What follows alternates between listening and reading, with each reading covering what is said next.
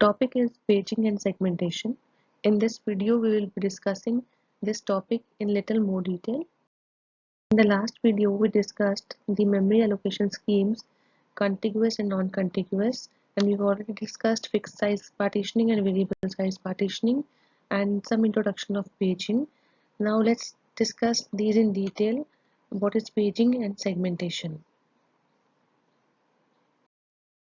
Paging is the memory allocation scheme in which the physical memory allocated to a process is non-contiguous, and this physical memory is divided, or the process is divided into frames, which is in reference to physical memory, and these frames are called as pages when we are talking about logical memory, and each size of the frame is equal to the page. That means your memory is divided into equal parts. That is known as frame in case of your main memory, and the process is divided into pages, and size of this page and frame is equal. As you can see here in this main memory diagram, the partitions are of same size and number of pages are loaded into these frames. These partitions of the main memory are known as frames. So process P1 is divided into 3 pages of equal size, page 0, page 1 and page 2, that is of 40K each, and we will be loading these process P1 in RAM having 40K frames. So process is divided into number of parts known as pages in logical memory, and partitions of RAM are known as frames. And this is non-contiguous allotment of these pages, but these partitions or frames are of equal size in case of paging scheme. Page table stores the page number and the corresponding frame number to know the position of each page in the memory. So if we talk about process P1, if it is divided into 3 pages and we have to load these pages into operating system in non-contiguous manner, so it will be easy for us to know using page table where the corresponding page number is loaded in the respective frame number. So using page table, this is also known as page map table or PMT, or mapping of process page number to the frame number in the RAM. So it is the responsibility of memory management unit. So every process has its own page table where different pages and their frame numbers are stored. This diagram shows that this logical address is been generated by the CPU, and when it is generated for the particular process, this process is divided into pages. So this logical address contains two parts: the address of the page and also the address of the instruction in that particular page. So this D is the offset. This offset is for the particular instruction where you want to go for this particular process. So when you want to translate this address to physical address, firstly we will check for this page number in the page map table for its corresponding frame number. So as the size of page and the frame is equal, so we will only check for the frame number, and this offset will get directly be added into this frame number, or you will move to particular offset or the instruction address for this particular frame number. So we need not go for any manipulation in the offset. We will only check for the particular frame number of the page number for the physical address. So this offset will remain same in both the addresses. We have seen the paging scheme where we were storing the process uh, into number of parts or pages into non-contiguous manner in main memory, but there was a drawback of internal fragmentation there.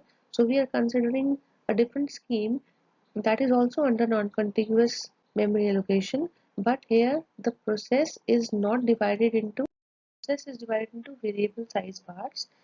For example, if we want to load a process in which we have different types of functions, different functions with different related data. So all those functions which have related data are stored at one particular position or one particular location or in one part of the memory. We do not want to break that function and load that portions of that process at different locations. We want to store a function at particular part in the memory as a whole.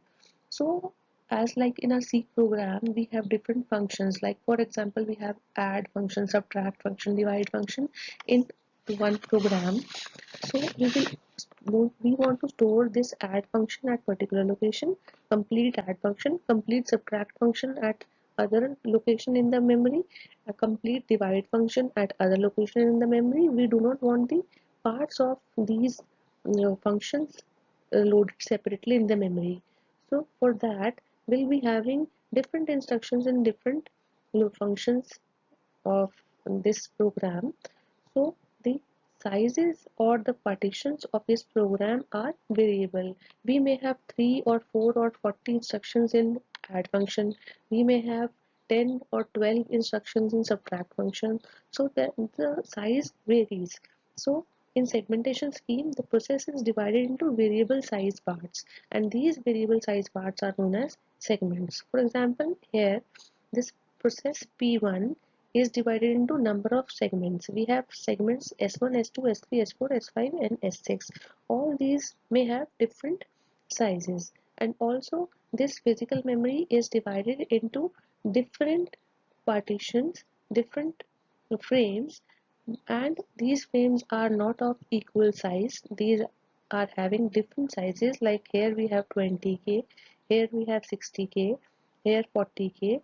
So likewise we have different size partitions of the physical memory, and as soon as the request arises for these segments, different size segments will be loaded as per the requirements in the physical memory. This address translation is little different from the of segmentation. We have segment table. So we want to convert this logical address into a physical address. Likewise, we have here this logical address divided into two parts, but the first part stores the segment number and second part stores the offset or the instruction number here, or this is known as displacement. So for a particular segment, we want to check into the segment table. Here the segment table stores two parts because in physical memory we have different size partitions. So we have to store two parts here. First part is the base, that is the starting address of that partition, and second part is the limit, that is the last address or total space that particular process or the particular segment occupies.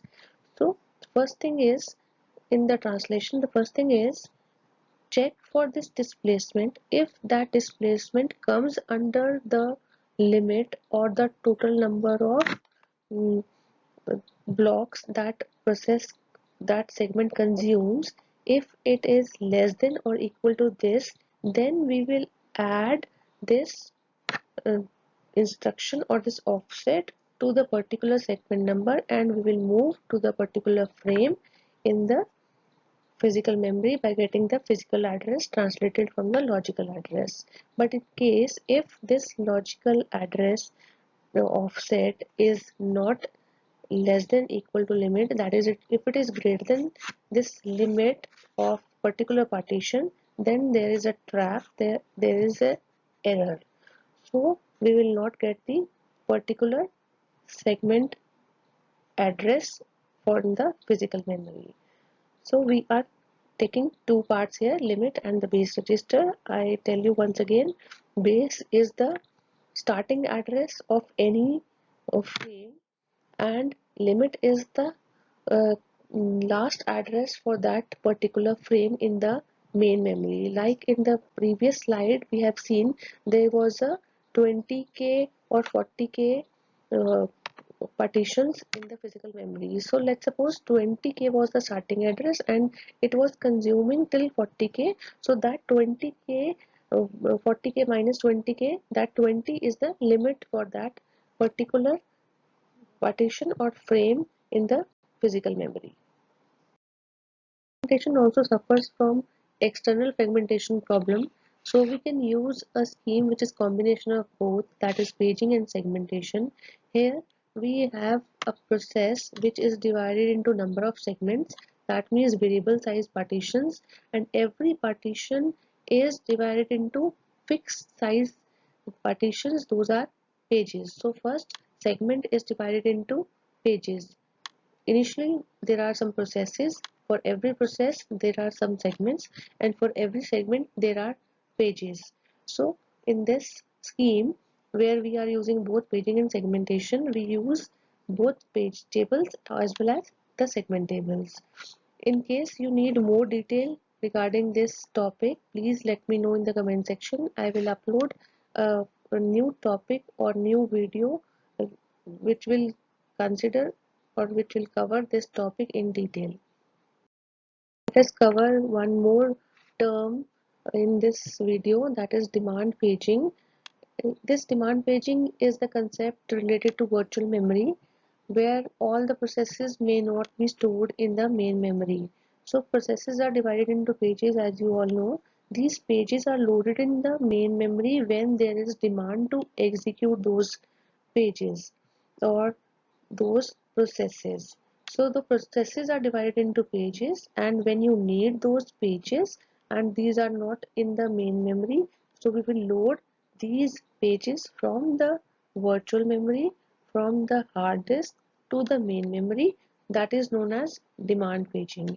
We are doing so because we may have processes which are bigger than the space available in your RAM.